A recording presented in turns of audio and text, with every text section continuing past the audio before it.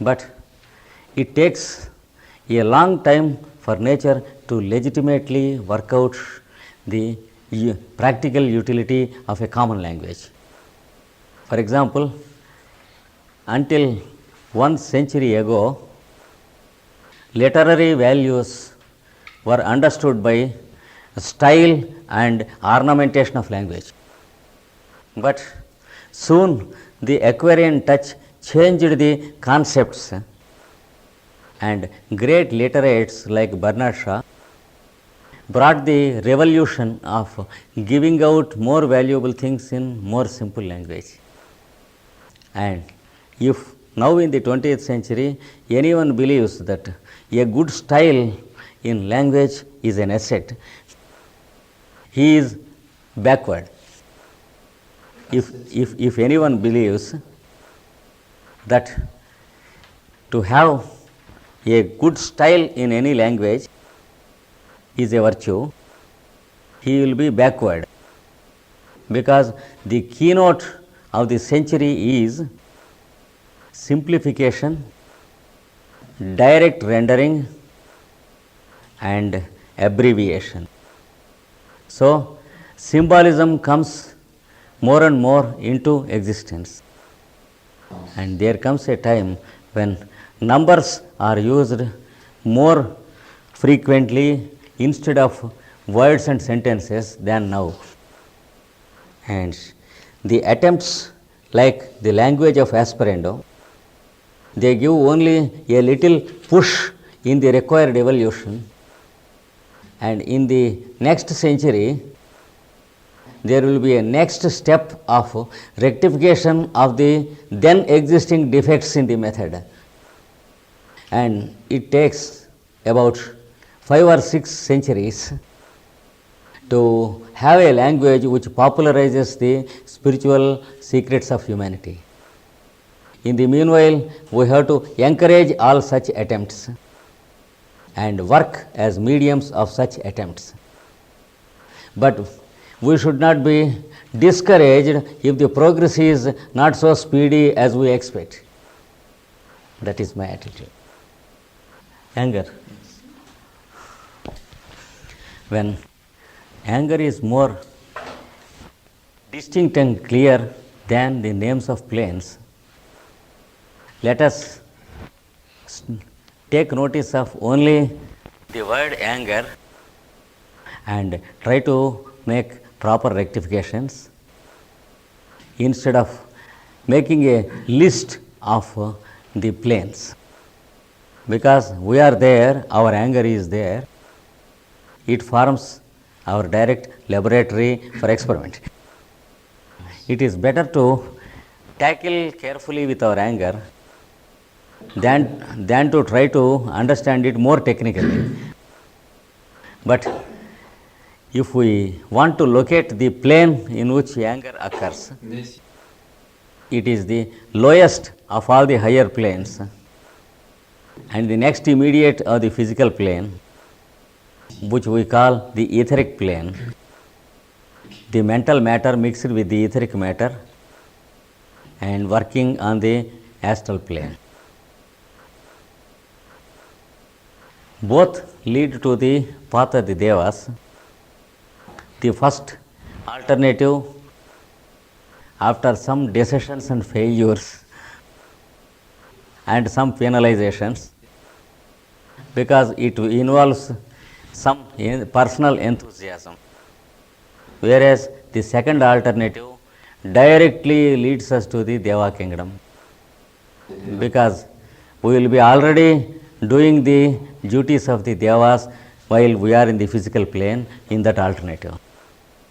So, the second alternative is recommended as the better of the two by the masters.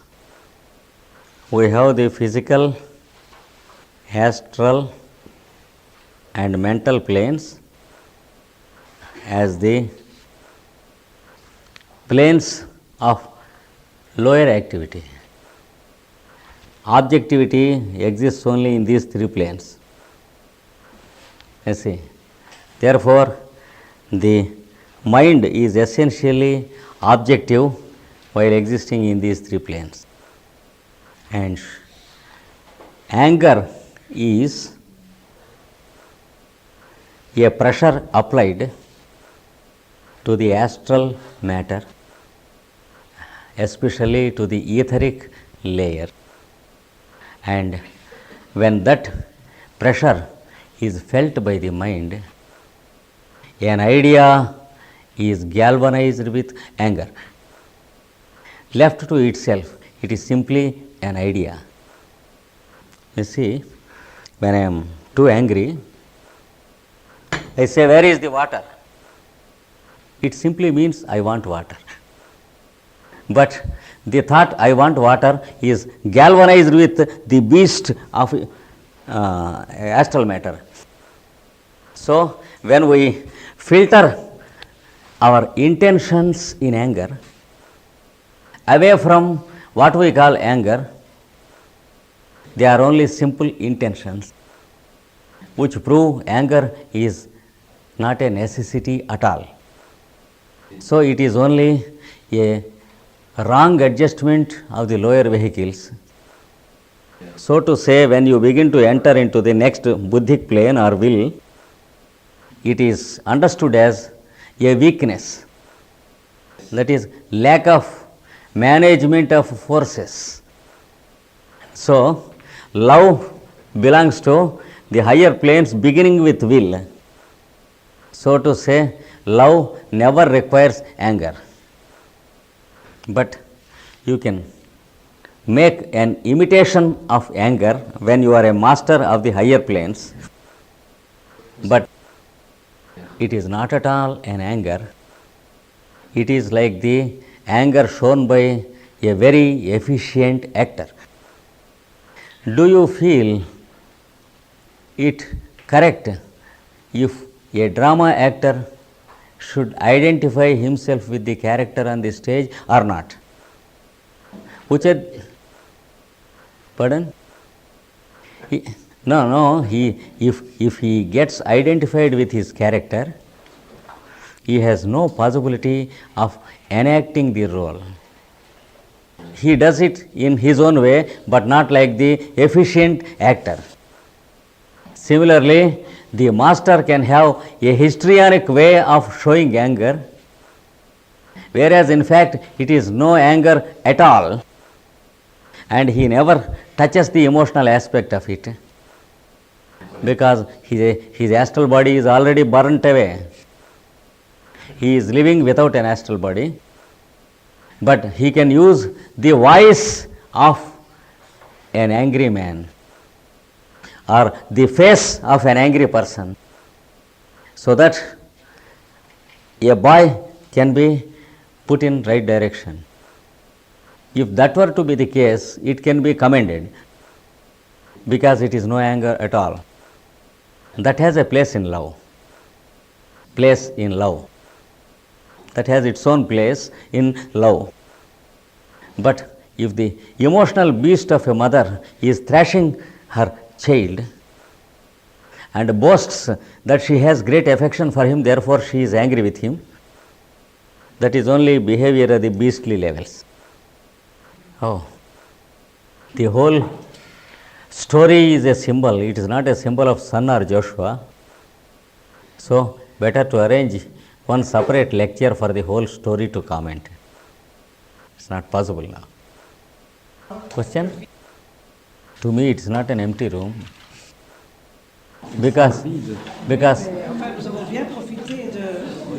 see, I told you the presence of the Lord is everywhere, in every one of these bodies.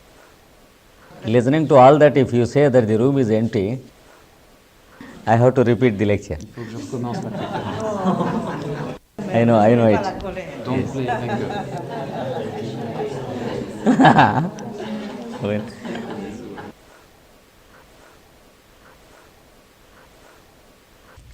brothers and sisters who have gathered here, I thank the hosts of the evening for the kindness, love and sympathy you show for me, and Your yoga school is very much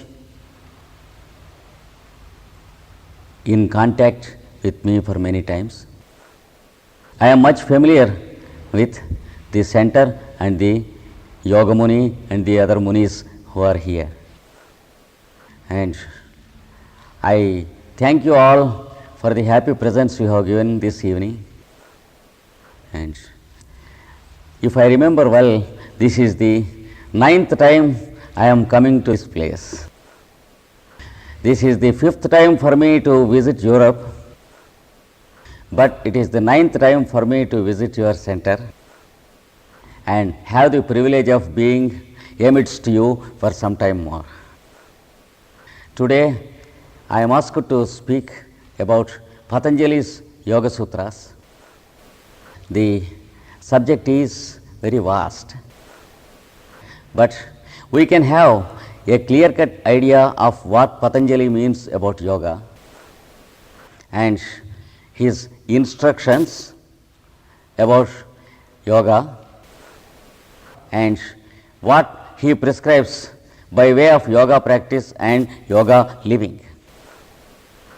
Patanjali's specialty is, it is a self-sufficient science which he calls yoga.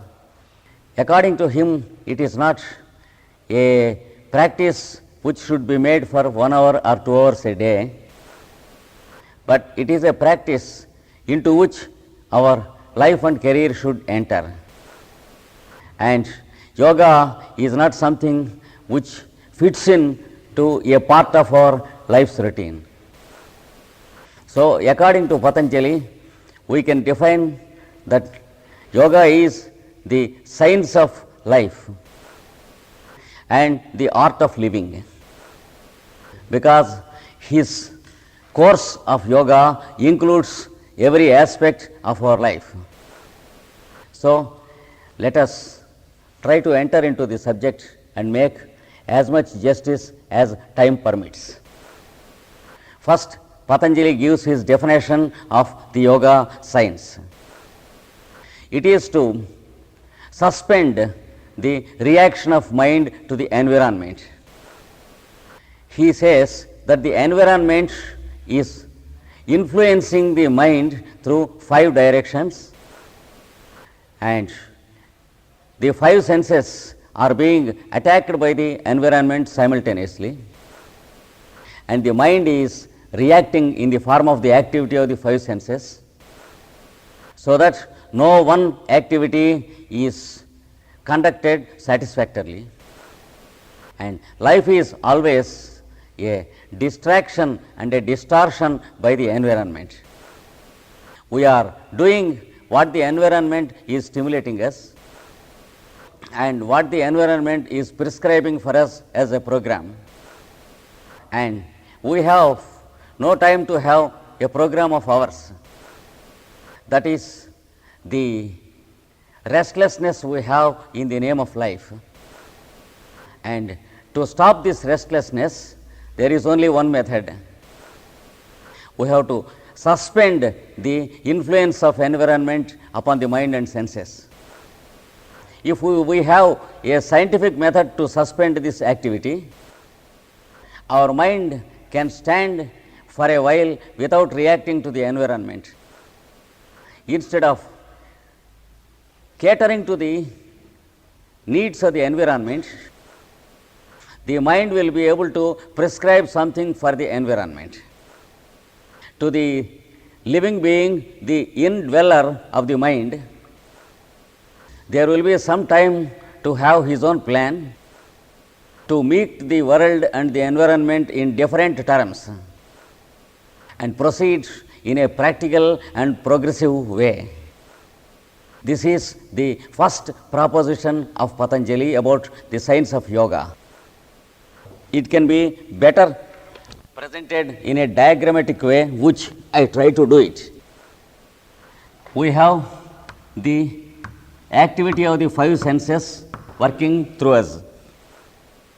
The activity to see, this activity to hear, to smell, to taste and to touch. And impressions from environment are entering through our five senses and attacking the mind from five directions, and the result is the mind is having a very busy routine of the day. The day is spent very busily and the year is spent. Tens of years are spent like that, and finally the whole span is spent like that. The whole activity can be called a routine. Routine, having no positive motivation from ourselves. And while reacting to these five senses, the mind is existing in the form of the environment and not in the form of itself at all. When we are seeing light through the eye, the mind is taking the shape of the light, and it has no nature of its own. When we are listening through the ear, the mind is taking the shape of the sound and the word. It is not existing as itself. When we are tasting something, the mind is existing in the form of taste and not as itself. So, from morning to evening, we have only mind which is in the form of something or other and not its own form. So, we don't know how our mind is in its true nature. So, if we can suspend the influence of environment upon the mind for some time, the mind stops to be like light, like sound, like taste, like smell, and like touch. It can for a moment live as itself. And since we are living with the mind, we are identifying ourselves with the mind. And we can say that the mind is like a person stabbed from five directions at the same time. Stabbed from five. And when we call it I am, it is the suffering I am, and it is always on the receiving pole, receiving from the environment and reacting to the environment. It has nothing of its own. So, we can call it the negative I am or the slave of environment. Now, Patanjali says there is the real I am inside, with which we are expected to identify ourselves. And that real I am is light by nature. It is self-luminous. For example, we know that we are existing without anybody suggesting us. In that way, it is self-luminous, self-knowing and self-suggesting. But we have no time to listen what the real I am says. Now, Patanjali suggests us scientific methods so that we begin to live in our own positive center, and instead of being affected by the environment, we can shine through the activity of the five senses outside, so that the light sends five of its rays into the environment and purifies the environment. If every one of us does in the same way, life can be led in such a way that light meets light, because in the center everyone is the same light. But in the mind, everyone is different from the other, because everyone is affected by the environment in the mind. So, what is the process to be followed? First process, he says, you make a positive proposal that you should travel from your mind to your real self and grow aware of your own real existence and awaken as the real existence and begin to live as your real existence. This is called the positive proposal. He asks us to make a proposal for yourself and repeat the proposal as frequently as possible. Not repeating 15 minutes or half an hour or 1 hour a day in the name of meditation or yoga practice, but in the daily routine of yours, whatever you do, you propose this. Whatever you speak, you propose about this. And whatever you think, you make a proposal of this. Let every step of your daily routine in your daily life have this proposal repeated. So, whatever you do should be a repetition of this proposal. The proposal to grow into the awareness of your own real self. And this you have to do continuously and for a very, very long time. Continuously means all through the day. As long as you are not sleeping, you are expected to do it with every work. And for a very long time, he says, how long a time we have to do, we can ask. Until that question goes away from the mind is the answer. Because that question indicates that we are guilty of something, that we want to gain something from yoga practice, that we want to have some benefits through yoga practice. It is utterly false that you have any benefits through yoga practice. If anyone starts yoga practice in expectation of some benefits or some achievement or some powers, he will be utterly disappointed after some time, because he is following the wrong path.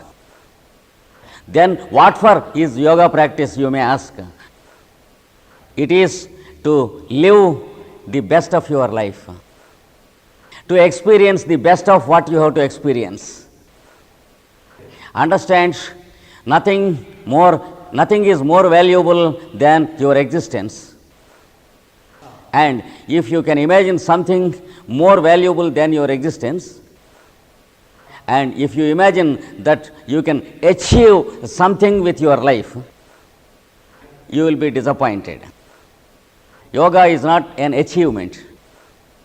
Yoga is not an attainment. Yoga is an unfolding and realization. It is an accomplishment. It is living your life fully, happily, and with all the sweetness that is natural to your life.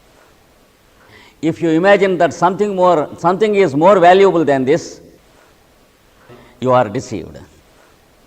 The second thing Patanjali proposes is grow passive to curiosity. Grow passive to curiosity. That is, to any imaginative value you have in mind, you should grow passive. The questioning mind should grow passive. In order to grow passive to the environment, the sense of curiosity should be made passive. Curiosity to your money, your wealth and your possessions. Curiosity for good name and fame and importance.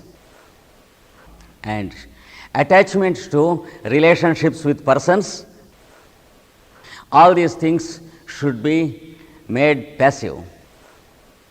It is called detachment or vairagya. Detachment is not leaving away persons and going into forests, but detachment is leaving your attachment with anything and everything. You can use money, but you should not have any curiosity about money. You can live with your wife or your husband, but your impressions and your glamour towards the other person should be made passive. You can be with your children, but the idea to possess children should grow passive. Understand that everything is the existence of God and there is nothing yours. And unless you grow passive to everything you call what I have, you can never reach the center what I am. You can say, I have money, let it be there, it may be done some good use. I have a house, let it be there, somebody will be happy in it. I have wife, let her be there to enjoy your presence. I have my children, let them be there, they have their encouragement of your presence. Do not deny any one of those fellows about what they want, but at the same time do not have any attachment towards any one of them. You can please them, but you should be pleased only with the inner center of everyone. You should be pleased without any condition and unconditionally. That is the second thing Patanjali prescribes. And then you are fit to try to go to your center. And then he says, you make a call to the Lord in the center. The positive I am who is in the center is the Lord who is living in you. Whereas the mind around is the slave who is living in you, the slave of environment. The inner fellow is the lord of the whole kingdom of your life. If you identify yourself with the slave, you are living with a slave. You are living like a slave. If you identify yourself with the Lord lives and you are with him. And others